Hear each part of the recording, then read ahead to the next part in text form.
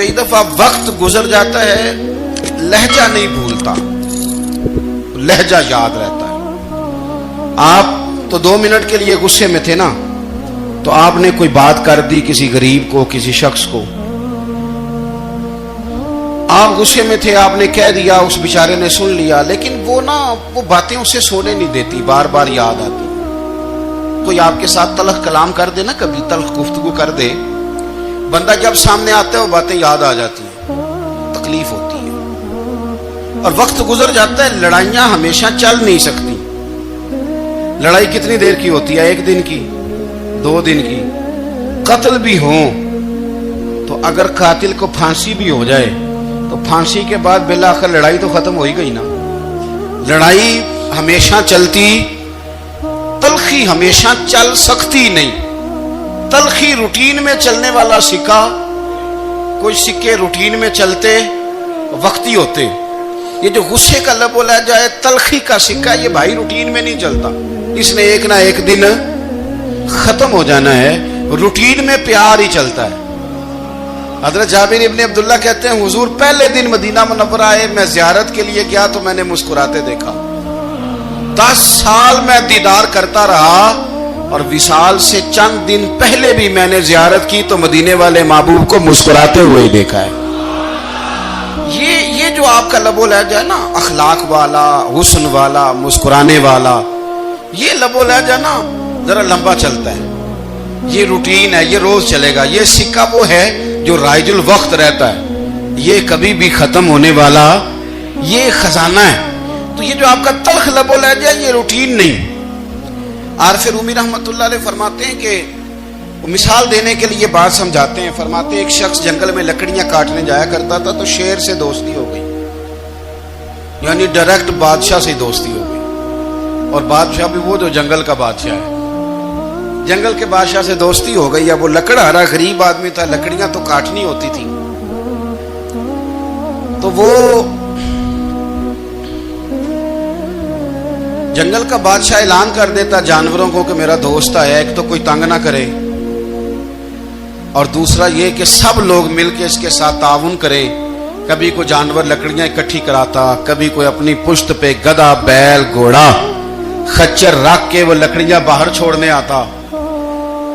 تو اب اس کی بڑی دھوم مچ گئی جنگل کے اندر۔ لکڑہارا مزدور تھا، وہ بادشاہ سے دوستی کر کے بادشاہ ہی بن گیا۔ وہ گھر آ کے نا بیوی کو اکثر بتاتا کہ میرا ایک دوست ہے، میں جاتا ہوں تو ساری پہلے ہی مخلوق کھڑی ہوتی ہے میرے استقبال کے لیے۔ دوستی جو بڑے سے ہو گئی ہے۔ بنا ہے شاہ کا مصاحب تو پھر یہ ہے اتراتا، وگرنہ شہر میں غالب کی آبرو کیا ہے۔ ہم نے تو پوچھتا ہی کوئی نہیں، یہ تو بنا ہے شاہ کا مصاحب تو پھر یہ ہے اتراتا، وگرنہ شہر میں غالب کی آبرو کیا ہے۔ تو وہ لوگوں کو بتاتا، بیوی کو بھی بتاتا دوست ہے، تو بیوی کہنے لگی اتنی تو تعریفیں کرتا ہے، یہ نہیں بتایا کہ وہ جنگل کا شیر ہے، پر میرا دوست بتا دیا۔ بیوی کہنے لگ گئی کہ تو اتنا جو اس کا ذکر کرتا ہے تو کسی دن بلا نا، بلا کسی دن تاکہ اس کی دعوت کریں۔ اب اس نے پھر نہ اس کو پردے میں رکھا، کیا کہتے ہیں آج کل، سرپرائز دینا ہے، مگر سرپرائز دینا ہے جی، پردے میں رکھا کہ وہ شیر ہے۔ تو وہ بلا لیا گھر۔ اب اس کے لیے کچا گوشت، ظاہر ہے شیر نے کچا گوشت دکھانا تھا۔ وہ کہنے لگی پکانا کس طرح کا ہے؟ وہ کہنے لگا جب وہ آئے گا پھر بتاؤں گا۔ اب وہ کچا گوشت 2-3 بکرے ذبح کر کے ڈال دیے، وہ آ گیا شیر۔ عارف رومی کہتے ہیں جب وہ آیا نا تو اس کی بیوی نے دیکھا تو اس نے ایک سخت جملہ کہہ دیا، کہنے لگی اوہو میں سمجھی تھی پتہ نہیں کون ہے، اس طرح کے درندے تیرے یار ہیں، کتے بلے دوست بنائے ہوئے ہیں، یہ کیا بات ہوئی؟ خیر وہ شیر نے سن لیا، گوشت کھایا، وہ چلا گیا۔ اگلے دن لکڑہارا لکڑیاں کاٹنے گیا تو شیر نے ملاقات کرتے ہی لکڑہارے سے کہا کہ یہ نا کلاڑی اٹھا اور میری پشت پہ نا ایک زخم کر دے۔ اس نے کہا نہیں میں یہ کام نہیں کرتا، تو میرا دوست ہے۔ اس نے کہا سن بھائی، میں نے پیار سے کہا ہے تو مان جا، ورنہ میں ہوں شیر، میں نے تجھ سے منوا ہی لینا ہے، میں کوئی تکلیف دوں گا مناسب نہیں، تو کر۔ اس نے کلاڑی اٹھائی اور اس کی پشت پہ ایک زور سے زخم لگا دیا، خون بہنے لگا۔ اس نے کہا تو نے آج کے بعد آنا ہے, لکڑیاں کاٹنی ہے, تجھے کوئی کچھ نہیں کہے گا, بس یہ ایک حکمت تھی جو میں نے کیا ہے. قصہ مختصر, وہ آتا رہا, لکڑیاں ملتی رہیں, خدمت بھی ہوتی رہی, 6-8 ماہ گزر گئے. ایک دن شیر اس سے کہنے لگا یہ میرے ذرا بال اٹھا کے دیکھ, وہ جو تو نے زخم لگایا تھا وہ کہاں پہ ہے. اس نے وہ بال اٹھا کے دیکھا تو زخم ملا ہی نہیں, کئی جگہ پہ ٹٹولا کا, یار یہاں تھا یہاں تھا یہاں تھا. شیر نے پھر کیا کمال ہی جملہ کہا, اس نے کہا کہ وہ جو کلاڑی کا زخم تو نے لگایا تھا نا وہ مکمل ہو گیا, لیکن تیری بیوی کا جو لہجہ تھا اور اس کی جو تلخی تھی وہ آج تک میرے ذہن میں موجود ہے, وہ ابھی بھی مجھے تکلیف دیتی ہے. بات سوچتا ہوں مجھے اس نے درندہ کہا, اس نے میرے بارے میں اتنے کچے اور کمزور اور سخت جملے کہے, تو وہ بات مجھے بھولتی, وہ آج بھی میرے ذہن میں اسی طرح گونجتی ہے. تلخ جملے جو اس نے کہے اور خوفناک جو انداز اس نے اختیار کیا, وہ بات مجھے کبھی بھی بھولتی. تو آپ کے لفظ لوگوں کو بھول جاتے ہیں پر لہجہ یاد رہتا ہے اگر ہم اپنے لہجے پر تھوڑی توجہ ہی کر لیں. کچھ لوگ کہتے ہیں جی میرا جی روٹین ہی یہ ہے بات کرنے کی, تو یہ یاد رکھنا کسی وقت ایسا بھی ہوتا ہے کہ شیر کو سوا شیر مل جاتا ہے. پھر ایسا نہ ہو کہ آپ کی تلخی کی جواب میں کوئی اس طرح کی تلخی ہو کہ پھر آپ اس کو کبھی بھلا نہ سکیں. ہمارے ہاں نا یہ دور تیزیاں دکھانے کا دور ہے, کچھ لوگ ضرورت سے زیادہ تیزی دکھانے کی کوشش کرتے ہیں. ان بیچاروں کا کبھی کبھی اتنا سخت نقصان ہوتا ہے کہ ان کو ان سے بھی کئی گنا تیز بندہ مل جاتا ہے. وہ کسی ایسی جگہ جا کے بیچارے الجھ جاتے ہیں جہاں سے واپسی کا راستہ نظر نہیں آتا. اس لیے نبی پاک صلی اللہ تعالی علیہ وسلم نے فرمایا کہ حسن اخلاق والا آدمی اپنے اخلاق کی بنیاد پر نفلی روزہ رکھنے والوں اور رات کو قیام کرنے والوں سے زیادہ فضیلت حاصل کر لیتا ہے. اس لیے کہ اس کا اخلاق, اس کا لب و لہجہ, اس کا انداز, اس کی گفتگو, وہ جو گفتگو اس کی ہوتی ہے وہ اتنی میٹھی ہوتی ہے کہ لوگوں کے دل نہیں ٹوٹتے, بلکہ بعض اوقات اس کی گفتگو کی وجہ سے جو غم زدہ آدمی ہوتا ہے اسے سکون مل جاتا ہے, اسے تسلی.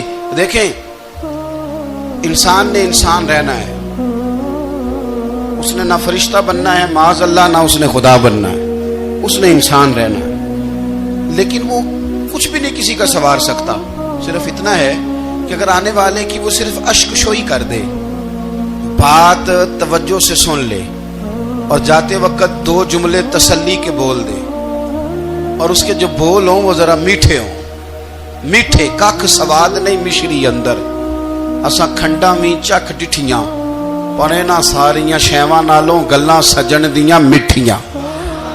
اگر انداز تھوڑا سا شستہ ہو, انداز تھوڑا سا ٹھیک ہو, لب و لہجہ تھوڑا سا ٹھیک ہو. اب ہمارے جو جدید اسکالر آئے ہیں وہ کہتے ہیں باڈی لینگویج. باڈی لینگویج کیا ہے؟ نہیں آپ نے کچھ بھی نہیں کہا, لیکن کسی بندے کی طرف دیکھ کے نا آپ تنزن ہنسے ہیں, صرف تکلیف ہوتی ہے کہ نہیں؟ تو آپ نے بات تو کی کوئی نہیں. اس کا مطلب ہے لفظوں کا نہیں, لہجوں کا بھی اثر ہوتا ہے, لہجوں کا بھی اثر ہوتا ہے. جو لہجے ہوتے ہیں یہ بڑے دیر پا ہوتے ہیں, ان کے اندر بڑی مسکراہٹ ہوتی ہے, ان کے اندر بڑا پیار ہوتا ہے. اور آپ ترشروح ہو کے جب کوئی کام کرتے, سخت ہو کے کوئی کام کرتے, تو پھر اس کے اندر حسن نہیں رہتا, خوبصورتی نہیں رہتی. نبی پاک علیہ السلام کا فرمان سنیں, میں بات کو سمیٹوں, کلیجہ ٹھنڈا کرتا ہے. حضور نے فرمایا قیامت کے دن میرے زیادہ قریب وہ لوگ ہوں گے جن کے اخلاق زیادہ اچھے ہوں گے. ان کو نہ ذرا نیڑے جگہ ملے گی, قرب میں ذرا جگہ ملے گی, قرب میں. اساں جے ہاں گناہیاں دا جدوں آمال نامہ پھرول ہوئے, ذرے ذرے نے سامنے آ جانے, جو جو منہ تھی بولیا بول ہوئے. اساں کول حضور دے بیٹھ رہنے, لکھ عمل ترکڑی تول ہوئے, او دے کولوں کی رب نے حساب لینا جیڑا بیٹھا ہی محمد دے کول ہوئے. او دے کولوں کی رب نے حساب لینا بیٹھا ہی حضور دے. تو نبی پاک نے فرمایا بیٹھ جاؤ گے میرے قریب, پر شرط ہے اخلاق اچھا ہونا چاہیے, تمہارا لب و لہجہ شستہ ہونا چاہیے. جگہ نیڑے مل جائے گی, نیڑے جگہ مل جائے گی, پر پہلے آنے والوں کو نہیں. کوئی کہے میں پہلے گیا ہوں تو مل گئی، نہ اسے ملے گی جس کا اخلاق اچھا ہے، جس کا لب و لہجہ ٹھیک ہے، جس کا انداز فکر اچھا ہے. اور عید کا جواب پتھر سے دینا بھی چھوڑ دیں، بس تھوڑا سا اپنے سٹائل میں نرمی لائیں، انداز میں نرمی لائیں. کئی دفعہ آپ صحیح بات بھی کرتے ہیں لیکن وہ لہجہ ٹھیک نہیں نہ ہوتا تو صحیح بات بھی قابل قبول نہیں ہوتی. ویسے ایک بات عرض کروں، اگر روز کی بنیادوں پہ جس طرح تھوڑی سی واک کرتے ہیں تو روز کرنی پڑتی ہے نا، روز کرنی پڑتی ہے. تو کوئی بھی آپ ڈاکٹر کے پاس جاتے ہیں تو وہ دوائی بتائے تو روز کھانی پڑتی ہے، پرہیز بتائے تو روز کرنا پڑتا ہے. تو تھوڑا سا نا لب و لہجے پہ بھی توجہ دیں. جس طرح منہ روز دھوتے ہیں نا، دھونا ہی پڑتا ہے، تو اسی طرح اگر تھوڑا سا لہجہ بھی دھونا شروع کر دینا. یہ جو لوگ آپ سے تھوڑا تھوڑا شکوہ کرتے ہیں تو اس نے کہا تھا کہ میرے لہجے میں غرور آیا تھا، اس کا حق تھا کہ وہ شکایت کرتا. تو کہیں تو ایسا ہے نا، کہیں تو کوئی تو بات بہو نے غلط کی ہے نا کہ ساس رو رہی ہے، کچھ تو ساس نے ایسا کہا ہے نا کہ بہو بیچاری کپڑے باندھ کے بچوں سمیت کہتی ہے گزارا نہیں ہوگا. کچھ تو ایسا بھائی آپ نے کہا ہے نا کہ کسی شخص کے من پسند روٹی پکی ہے پر وہ بیچارہ 3 دن سے کھا نہیں سکا. کوئی تو بات ایسی ہوئی ہے نا کہ سامنے والا تڑپ کے رویا ہے اور ہنسنا بھول گیا ہے. کچھ تو آپ نے کہا ہے نا، کچھ تو آپ نے کہا ہے نا کہ ایک آدمی تیار ہو گیا ہے کہ اب اس محلے میں رہوں گا ہی نہیں. کچھ تو ایسا ہوا ہے نا کہ لوگ پردیسی ہونے لگ گئے ہیں. کچھ تو ایسا ہوا ہے نا کہ سالوں بسنے والوں نے علاقے چھوڑ دیے ہیں. کچھ تو ہم ایسا تلخ کرتے ہیں کہ ہمارے اپنے پھر ٹھان لیتے ہیں کہ بس بھائی آج کے بعد تجھ سے ملنا نہیں. اس کا مطلب یہ ہے کہ تھوڑی دیر کا صرف لب و لہجے کا سخت ہونا اگر ہم ٹھیک کر لیں تو ہو سکتا ہے ہمارے دائیں بائیں والے بہت سارے لوگ سوکھ میں آ جائیں، پیار میں آ جائیں، ان کو تھوڑا اطمینان ہونے لگ جائے. تو میرے عزیز آپ بات کو یاد رکھیں گے کہ جو اخلاق ہے، آپ کا جو اخلاق ہے، جو آپ کا کردار ہے، وہ اپنی ایک خوبصورتی رکھتا ہے. اس لیے میرے نبی پاک صلی اللہ تعالی علیہ وآلہ وسلم نے فرمایا تم میں کامل مومن وہ ہے جس کا اخلاق زیادہ اچھا ہے. جو کہانیاں زیادہ سناتا ہے وہ نہیں، جو اپنی خدمات زیادہ بتاتا ہے وہ نہیں، جو باقی سب کی نفی کر کے کہتا ہے کہ دنیا میں کوئی بندہ ٹھیک نہیں صرف میں ٹھیک ہوں، وہ والا بندہ نہیں. بلکہ فرمایا جس بندے کا اخلاق زیادہ اچھا ہے. اخلاق دیکھیں، یہ جو آپ کا لہجہ ہوتا ہے نا یہ بہت زیادہ اثرات مرتب کرتا ہے آپ کے گھر پہ بھی باہر بھی. آپ اگر اپنی گفتگو میں باڈی لینگویج کو تھوڑا سا اچھا رکھیں. کچھ لوگ ایسے ہوتے ہیں جو بات بڑی صحیح کرتے ہیں پر کچھ زیادہ ہی باتیں کرتے ہیں. تو وہ زیادہ باتیں کرنے کی وجہ سے ان کی جو صحیح باتیں ہوتی ہیں ان کا بھی وزن خراب ہو جاتا ہے، کیونکہ وہ زیادہ باتیں کرتے ہیں، ہر وقت بولتے ہیں، ہر وقت بات کرتے ہیں. تو جب وہ ٹھیک بات بھی کر رہے ہوں تب بھی ان کی بات کا لوگ اثر قبول نہیں کرتے. لیکن اگر ان کا لہجہ باوقار ہو، بات وہ تھوڑی کریں پر جتنی کریں ذرا سونی کر کے کریں، گفتگو میں خود بخود اثر پیدا ہو جائے گا، بات اچھی لگے گی. اخلاقی رویے اگر لوگوں کے زیادہ اچھے ہو جائیں، ایک تو مسکرانے کا بل کوئی نہیں آتا، اس کے پیسے کوئی نہیں لگتے، اور یہ بھی شکر ہے ابھی تک اس پر ٹیکس بھی کوئی نہیں، یہ بھی مقام تشکر ہے. تو اگر آپ بات کریں اور اس میں تھوڑی سی مٹھاس پیدا کر لیں، آپ تھوڑی سی بات میں نا مٹھاس. میرے ایک کلاس فیلو ہیں تو وہ تقریر کر رہے تھے اور میں سن رہا تھا، تو مجھے بعد میں کہنے لگے آپ تبصرہ کریں میں نے کیسی تقریر کی ہے. یہ ہوتا ہے نا جی، بعض اوقات دوست بیٹھتے ہیں بے تکلف تو کئی دفعہ کچھ باتیں ایسی ایک دوسرے کے ساتھ کرتے ہیں. تو مجھے کہنے لگے آپ بتائیں کہ میں بات کر رہا تھا تو کیسی تھی. تو میں نے کہا جب آپ بات کر رہے تھے تو میں ڈر رہا تھا، مجھے لگ رہا تھا کہیں آپ لڑ نہ پڑیں. بھئی آپ اطمینان سے بات کریں، آپ تسلی سے بات کریں، آپ خندہ پیشانی کے ساتھ بات کریں. میرے نبی پاک صلی اللہ تعالی علیہ وسلم نے فرمایا، مسلم شریف کی حدیث ہے، حضور فرماتے ہیں نیکی کو کبھی چھوٹا نہیں سمجھنا، نیکی کو حقیر نہیں سمجھنا. کچھ نہ ہو سکے تو اپنے بھائی سے مسکرا کے بات ہی کر لیا کرو. بات کرو تو تمہارے لہجے میں ترش روئی نہ ہو. بعض اوقات آپ تلخ بات کرتے ہیں، آپ کا لہجہ تلخ ہوتا ہے تو آپ کی صحیح بات بھی قبول نہیں کی جاتی، لیکن اگر آپ کے لہجے میں مسکراہٹ ہو، آپ کے لہجے کے اندر خوبصورتی ہو، تو آپ کے اپنے بھی، آپ کے بیگانے بھی، سب کے سب آپ کی بات کو تسلی کے ساتھ سمجھنا وہ گوارا کریں گے۔ میں نے دیکھا ہے بہت سارے لوگ ایسے ہیں جن کے ساتھ لوگ آنا جانا، ملنا بیٹھنا آہستہ آہستہ چھوڑ دیتے ہیں، اور وہ کس لیے چھوڑ دیتے ہیں؟ وہ ان کے رویے کی وجہ سے چھوڑ دیتے ہیں، ان کے انداز فکر کی وجہ سے چھوڑ دیتے ہیں، ان کے شکووں کی وجہ سے چھوڑ دیتے ہیں۔ مزاج ہوتا ہے نا ہمارا کہ ہمیں شوق ہوتا ہے تعلق زیادہ لوگوں کے ساتھ ہو، اور پھر یہ بھی شرط ہوتی ہے کہ میں جس کے پاس جاؤں وہ مجھے یہی کہے کہ تو میرے ساتھ ہی پیار کر۔ ایک صاحب مجھ سے کہنے لگے کہ یہ میں محفل کراتا ہوں، آپ بھی تشریف لائیں، اور میں 20 علماء کو بلا چکا ہوں، اور بڑے بڑے نامور نام انہوں نے میرے سامنے لیے۔ میں نے ان سے پوچھا کہ جو نام آپ نے لیے ہیں اور آپ کی تصویریں بھی ساتھ ہیں، میں الحمدللہ تسلیم کر گیا ہوں آپ کی بات کو، لیکن سوال میرا یہ تھا کہ کیا آپ نماز بھی پڑھتے ہیں؟ 21 علماء کو آپ نے بلایا یا 20 کو بلایا اور بڑے بڑوں کو بلایا، اور مجھے بھی آپ دعوت پیش کر رہے ہیں، تو نمازی بھی آپ ہیں، نمازی بھی ہیں؟ کہنے لگے آپ دعا کریں میں نماز پڑھنا شروع کر دوں۔ میں نے ان سے کہا خدا کے بندے، اب اگر تو کسی اور کو بتائے گا کہ 20 اتنے بڑے لوگوں سے میرا تعلق کر پڑتا میں نماز بھی نہیں، تو لوگ کیا سوچیں گے کہ 21 مولوی مل کے بھی ایک بندے کو نمازی نہیں بنا سکے۔ تو آپ اپنے لب و لہجے سے صرف باتوں سے گرویدہ کسی کو کر لیں گے؟